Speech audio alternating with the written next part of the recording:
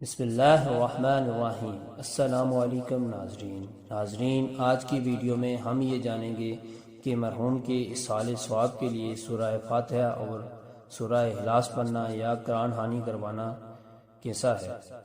عموماً ہمارے بر صغیر میں مرحومین کے اصحال ثواب کے لیے سورہ فاتحہ اور قرآن خوانی کروائی جاتی ہے، تو شرعاً اس کی کیا گنجائش ہے کہ نہیں، جانتے ہیں علماء کرام کی رائے اور بڑھتے ہیں ویڈیو کی جانب۔ قرآن یا حدیث سے کیا یہ ثابت ہے کہ مرحوم کے لیے سورہ فاتحہ یا قل پڑھے جائے؟ نہیں، ایسی کوئی بات تو نہیں ملتی کہ قرآن پاک پڑھ کے آپ کسی کو اس طریقے سے اصال ثواب کریں۔ صحیح مسلم میں کیٹاگوریکلی موجود ہے کہ میت کو صرف 3 چیزوں کا ثواب پہنچتا ہے۔ نمبر 1، صدقہ جاریہ، جو اپنی زندگی میں اس نے کوئی نیکی کا کام کیا اور مرنے کے بعد وہ جاری ہے، اس کا ثواب اسے ملے گا۔ نمبر 2، علم کی بات، جس طرح امام بخاری امام مسلم نے ایک علمی خدمت کی، قیامت تک جتنے لوگ یہ کتابیں پڑھیں گے امام بخاری امام مسلم کو اس کا ثواب ملے گا، انہی کو ڈیزرو کرتے ہیں وہ۔ تیسرا، نیک اولاد جو دعا کرتی ہے، نیک اولاد کی دعا بھی اور نیک اولاد کے اعمال کا ثواب بھی آٹومیٹکلی ماں باپ کو پہنچ جاتا ہے، چاہے وہ زندہ ہوں یا مردہ۔ ایصال ثواب کا معنی ثواب پہنچانا، عمل کیا اور اپنے عمل کا ثواب دوسرے تک پہنچا دیا جائے۔ آدمی کے عمل کا ثواب دوسرے کو پہنچتا ہے، دوسرے کو فائدہ پہنچتا ہے۔ ہم دعا مانگتے ہیں، ربنا اغفر لی ولوالدی وللمؤمنین یوم یقوم الحساب۔ اب ہم دعا مانگ رہے، دعا عمل تو ہمارا ہے، ہمارا عمل ہے، لیکن اس کا فائدہ دوسروں کو پہنچ رہا ہے۔ قرآن پاک کے اندر دوسری جگہ ہے ربنا اغفر لنا ولاخواننا الذین سبقونا بالایمان، کہ اے اللہ ہمیں بخش دے اور ہمارے جو ہم سے جو پہلے ایمان لے ان کو بخش دے۔ تو اپنے عمل کا فائدہ دوسرے کو پہنچانا، یہ تو قرآن پاک سے ثابت ہے۔ اب بطور خاص جس کو ایصال ثواب کہتے ہیں کہ ہم کوئی عمل کریں اور ہم یہ کہیں کہ میں اپنے عمل کا ثواب دوسرے کو پہنچا رہا ہوں، یوں باقاعدہ کہا جائے تو یہ بھی احادیث مبارکہ سے ثابت ہے۔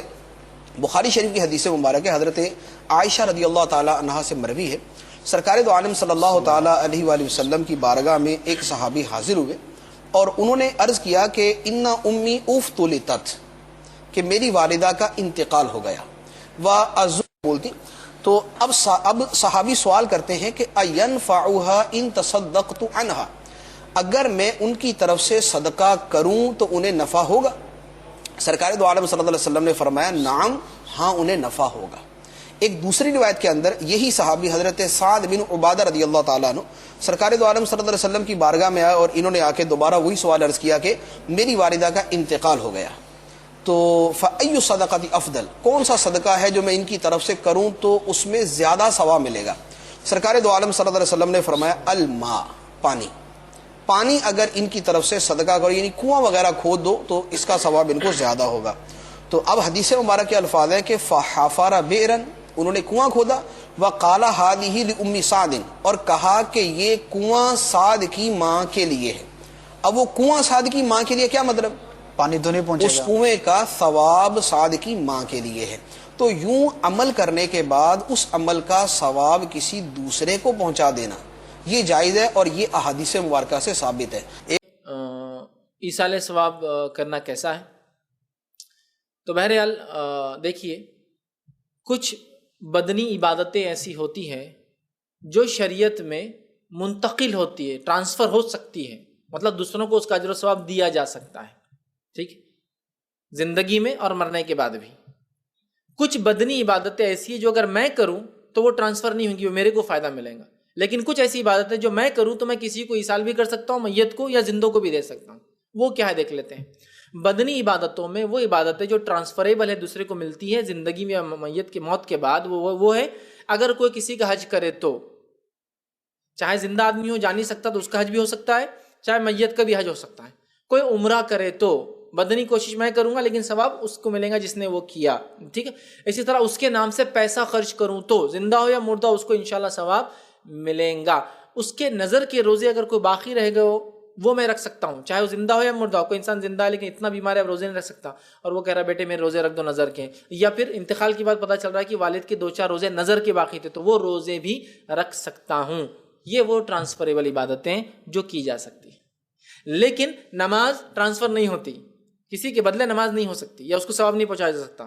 اسی طرح روزے میں صرف نظر کی جو روزے میں نے کہا، لیکن ہر سال کو بولے میرے والدین کے روزے رکھوں گا، یہ ٹرانسفریبل نہیں ہوں گا. ٹھیک ہے، تو اسی میں قرآن بھی داخل ہے. قرآن ایک ایسی عبادت ہے جو انسان خود اپنی زندگی میں کرنا ہے. یہ ٹرانسفر یا ایصال کہتے توشے کو، ٹرانسفر نہیں ہوتی.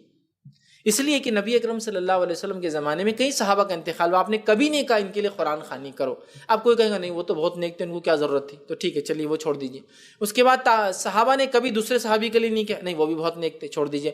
اچھا، تابعین نے کبھی ایک دوسرے کے لیے نہیں کیا، آپ بولیں گے وہ بھی بڑے نیک تھے، چھوڑ دیں.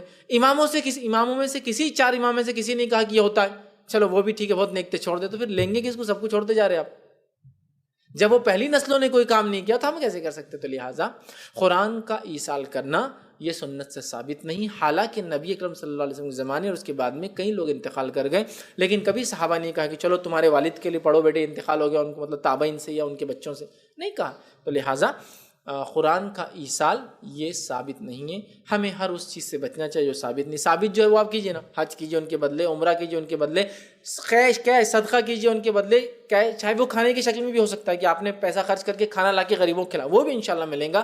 بچے ہونے کے ناطے آپ دعائیں کیجیے ان کے لیے، انشاءاللہ وہ بھی ملیں گا. ایک عام مسلمان ہونے کے ناطے کسی مسلمان کے لیے استغفار کرنا قبول ہوتا ہے کہ اللہ اس کو معاف کرے، اس پر رحم کرے، یہ بھی قبول اللہ کرتا ہے، وہ کیجیے آپ. تو یہ کرنے کی چیزیں ہیں، اور جو نہیں کرنے کی ہے وہ ہم کرتے ہیں، اور جو کرنے کی وہ تو نہیں کرتے ہیں، ہے نا. کرنے کی چیزیں نہیں کرتے، اور نہیں کرنے کا 30ویں دن کر رہے، 10ویں دن کر رہے، 20ویں دن کر رہے، 40ویں دن کر رہے، سال کر رہے. ارے بھائی کرنے کی جو وہ کیجیے نا، جو نہیں کرنے کی وہ کیوں کر رہے ہیں آپ. تو لہٰذا کیا ایصال ہو سکتا ہے وہ پورا وضاحت ہے حدیث کے اندر. ہمیں چاہیے کہ ہم انہی چیزوں کو بہرحال ایصال کریں، تو قرآن اس میں شامل نہیں ہے.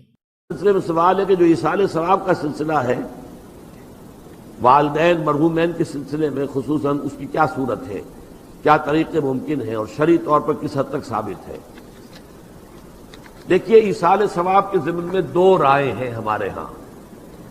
اکثریت جو بھی ہمارے ہاں سنی علماء ہیں، دیوبندی بھی بریلوی بھی، وہ اس کے قائل ہیں کہ ایصال ثواب ہوتا ہے مالی عبادت کا بھی اور بدنی عبادت کا بھی.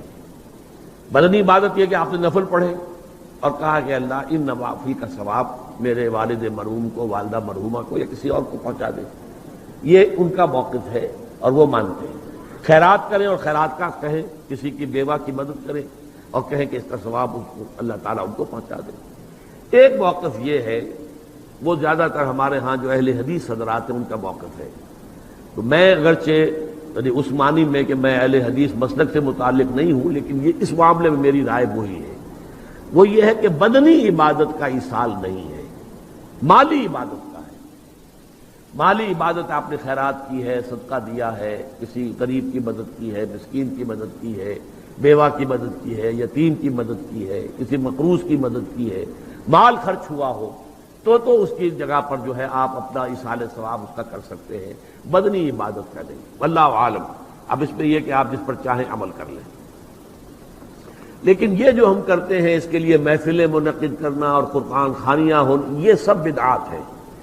جو بھی ہوگا انفرادی طور پر ہوگا، اجتماعی کسی شے کا ثبوت موجود نہیں ہے ہمارے پاس. اس کے لیے جمع ہونا ہے اور پھر کھانا پینا بھی ہے اور ایک تقریب بن گئی ہے اور وہ ایصال ثواب کے لیے ہے، یہ ساری چیزیں.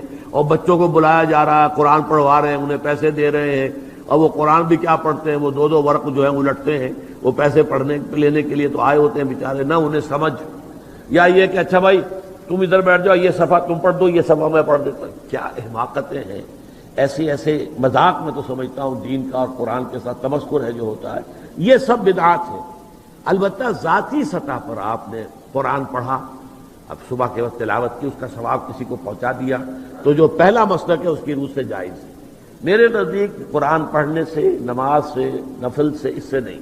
البتہ مالی جو بھی خیرات ہیں، صدقات ہیں، تو اس کا ایصال ثواب ہو سکتا ہے. اولاد اگر نیک ہے تو وہ خود صدقہ جاریہ بن جاتے ہیں والدین کے لیے، بشرطے کہ والدین نے ان کی تربیت کی کوشش کی ہو. اگر کسی کافر کا بیٹا مسلمان ہو گیا ہے تو اس کافر کو تو اولاد سے کچھ نہیں پہنچے گا، لیکن کوئی شخص مسلمان تھا، اس نے اپنی اولاد کی تربیت بھی اچھے طریقے پر کی ہے. اب یہ جو اولاد نیکی جو کرے گی تو اس سے اس کا بھی ثواب اس کو پہنچتا رہے گا. یہ صدقہ جاریہ کہلاتا ہے. قرآن خوانی کی دو قسمیں ہیں. ایک قرآن خوانی وہ ہوتی ہے جو دکان مکان میں برکت کے لیے ہوتی ہے. نیا گھر بنایا آپ نے تو آپ چاہتے ہیں برکت کے لیے اس میں قرآن خوانی ہو جائے. یہ ثواب کے لیے نہیں ہوتی بلکہ کس کے لیے ہوتی ہے؟ برکت کے لیے. تو برکت کے لیے جو کام کیا جاتا ہے نا اس کو رقیہ کہتے ہیں. رقیہ جیسے کسی بیمار کے لیے آپ کوئی چیز وظیفہ پڑھ کے پھونکتے ہیں اس پہ یا ویسے ہی پڑھتے ہیں. تو رقیہ جو ہے نا یہ عبادت نہیں ہے, یہ دوا ہے. اور دوا کے لیے قرآن و سنت سے ثبوت ہونا ضروری نہیں ہے.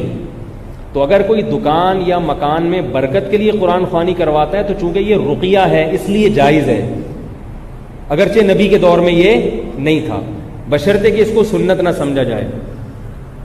اور اگر کوئی میت کے مرنے کے بعد ایصال ثواب کے لیے قرآن خوانی کرواتا ہے تو یہ رقیہ نہیں ہے بلکہ عبادت ہے نا, اس کے لیے ثبوت چاہیے اوپر سے, اور وہ ثبوت ہمارے پاس نہیں ہے قرآن و سنت سے, صحابہ سے. کبھی نہیں دیکھا کہ حضرت ابو بکر کا انتقال ہوا تو آپ نے دیکھا کہ حضرت عمر نے قرآن خوانی کروائی ہو. اس میں یہ ہے کہ جو جہاں ہے جیسے ہے اپنی طرف سے جو بھی میت کو پڑھ کے ثواب پہنچا دے یا صدقہ کر دے, اس کے لیے اجتماع کرنا, لوگوں کو بلانا, یہ عمل بدعت ہے.